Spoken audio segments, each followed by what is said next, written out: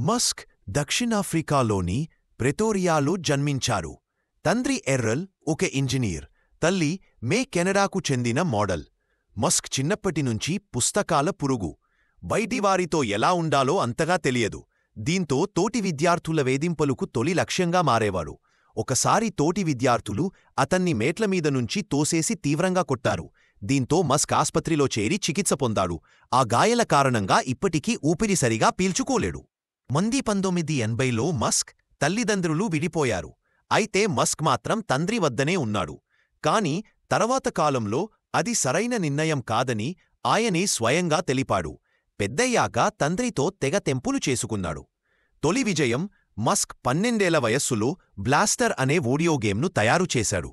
PC and office technology అనే పత్రిక దీనిని కొనుగోలు చేసింది. ఆ తర్వాత 17 ఏళ్ల వయస్సులో దక్షిణాఫ్రికా సైన్యంలో పనిచెయ్యడం కెనడా వెళ్ళిపోయాడు. ఆ తర్వాత చదువుపై దృష్టి పెట్టాడు. కింగ్స్టన్లోని క్వీన్స్ యూనివర్సిటీలో 2 ఏళ్లపాటు చదువుకొని అమెరికా వెళ్ళిపోయాడు. అక్కడ పెన్సిల్వేనియా విశ్వవిద్యాలయం నుంచి భౌతిక శాస్త్రంలో పట్టా పొందాడు. వాటోన్ స్కూల్ ఆఫ్ బిజినెస్ నుంచి ఆర్థిక శాస్త్రంలో పట్టా పొందాడు. 25 వయసులో మస్క్ అప్లైడ్ సైన్సెస్లో పీహెచ్డీ చేసేందుకు స్టాన్ఫర్డ్ విశ్వవిద్యాలయంలో చేరాడు. దీనిక పీహెచ్డీలో చేరిన 2 రోజులకే అక్కడి నుంచి బయటకు వచ్చేశాడు. వ్యాపారం 1995లో తన సోదరుడు కింబల్తో కలిసి జిప్2ని ప్రారంభించాడు. దీనికి పెట్టుబడి $28,000. మిగిలినది ఏంజెల్ ఇన్వెస్టర్లుంచి సమకూర్చుకున్నాడు. ఇదొక వెబ్ సాఫ్ట్వేర్ కంపెనీ వంది. న్యూస్ పేపర్లు, ఆన్లైన్ సిటీ గైడ్లను అభివృద్ధి చేసుకోవడానికి సాయం చేస్తున్నాడు.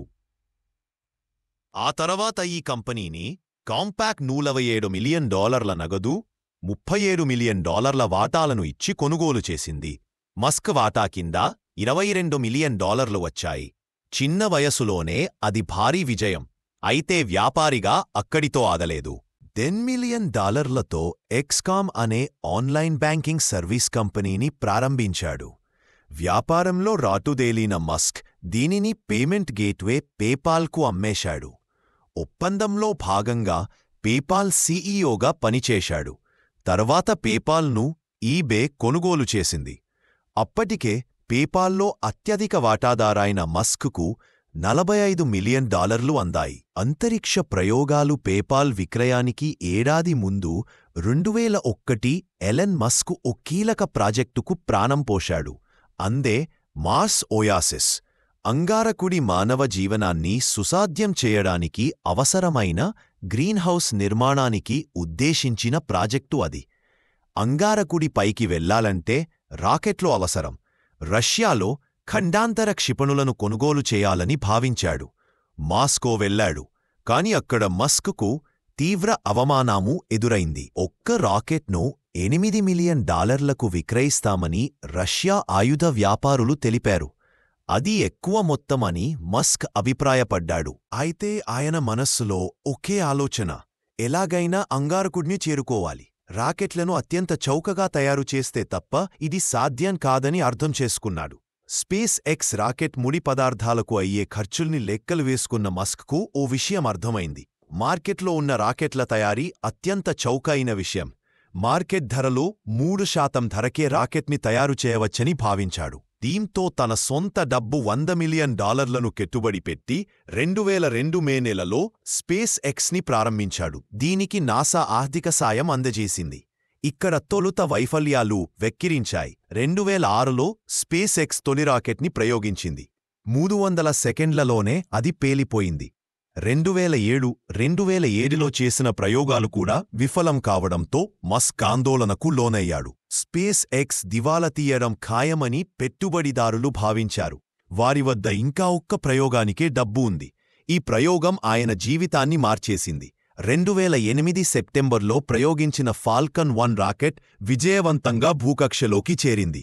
దీంతో అదే ఏడాది నాసా $1.6 బిలియన్ భారీ కాంట్రాక్టును స్పేస్ ఎక్స్కి అందజేసింది.